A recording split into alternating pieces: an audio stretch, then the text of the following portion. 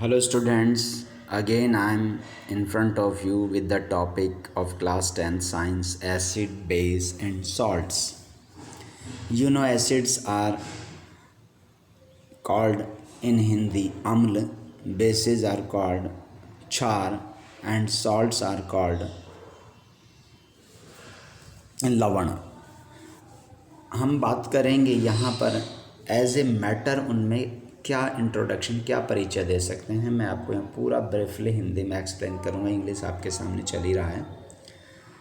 अगर हम बात करें मैटर के आधार पर इनको वर्गीकरण करने की, तो सबसे पहले अगर हम बात करें कंपोजिशन, इनका संगठन, तो तीन तरह के होते हैं: elements, compound and mixture.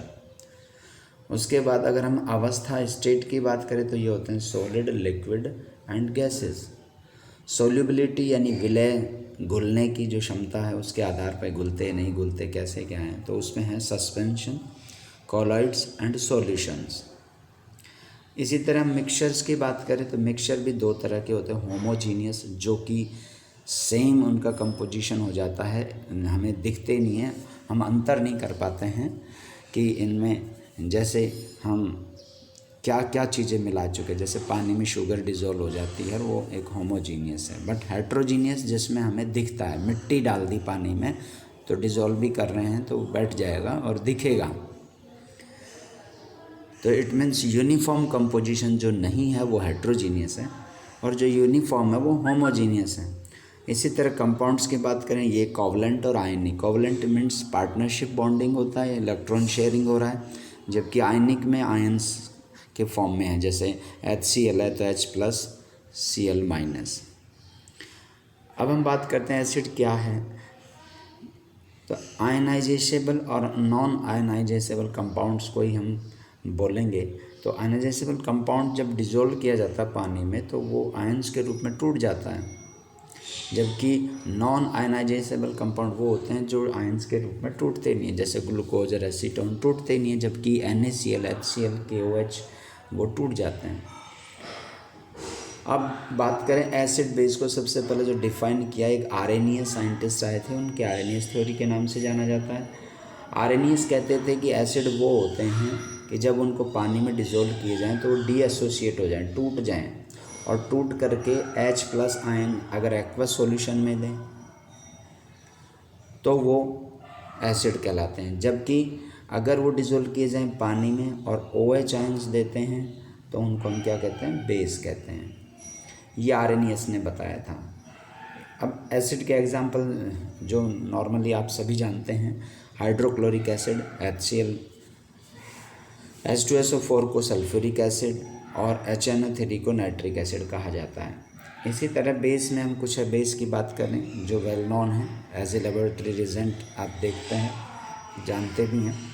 NaOH is known as the sodium hydroxide, KOH is known as the potassium hydroxide and CaOH का होल ट्वाइस जो कैल्शियम हाइड्रोक्साइड है. तो ये हमने एक आर्रेनियस का कंसेप्ट देखा.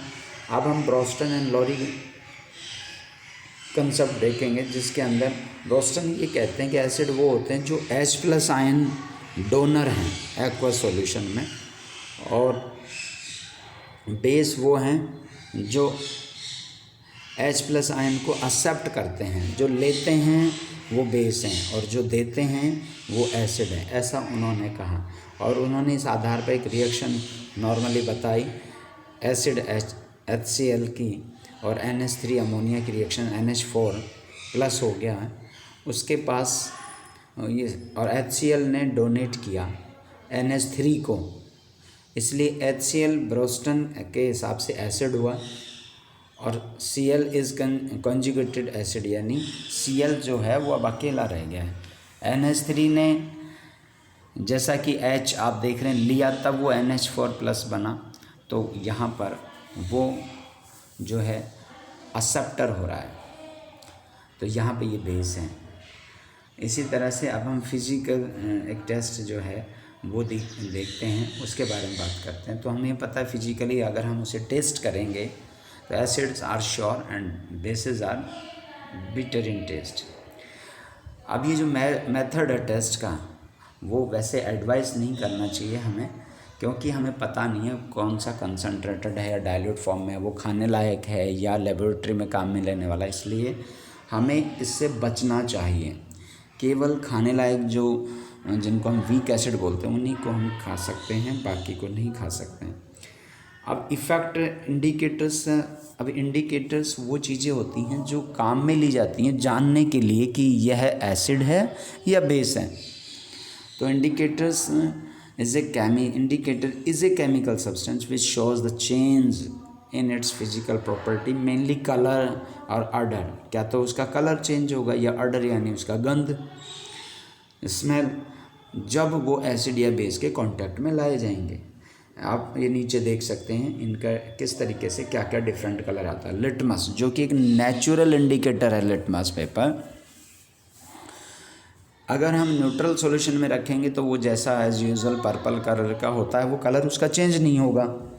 अगर हम एसिडिक सॉल्यूशन में रखेंगे तो वो रेड हो जाएगा, और बेसिक सॉल्यूशन में रखेंगे तो वो ब्लू हो जाएगा। ठीक है, इसी तरह लिटमस के बाद हम और इसके स्टेप्स जो आती हैं वो मार्केट में अवेलेबल हैं, आप उनसे चेक करें और खुद कॉन्फिडेंट आएगा जब आप खुद करेंगे। मिथाइल ऑरेंज की बात करें, वो भी न्यूट्रल सॉल्यूशन में ऑरेंज होता है अपना खुद का कलर, लेकिन जब एसिडिक सॉल्यूशन में के कांटेक्ट में आता है तो रेड हो जाता है, और बेसिक में आता है तो येलो हो जाता है। Phenolphthalein is also neutral solution, is seems colourless, अपना खुद का कोई कलर नहीं है इसका, लेकिन एसिडिक सॉल्यूशन में जैसे ही कांटेक्ट में आता है तो भी ये कलरलेस ही रहेगा, लेकिन बेसिक सॉल्यूशन के कांटेक्ट में आते ही पिंक हो जाएगा। तो ये हमें बताते हैं। तो आज हम अभी यहीं तक बात करेंगे कि एसिड और बेस को जानना हमें, और वैसे इसके 6 to 7 जो हैं वो डिफरेंस भी बन सकते हैं एसिड और बेस में। मैं आपको एक अगले वीडियो में और एक बार एसिड और बेस के बेसिक कंसेप्ट के बारे में बताएंगे, जो कि जानना हमारे लिए बेहद ज़रूरी है।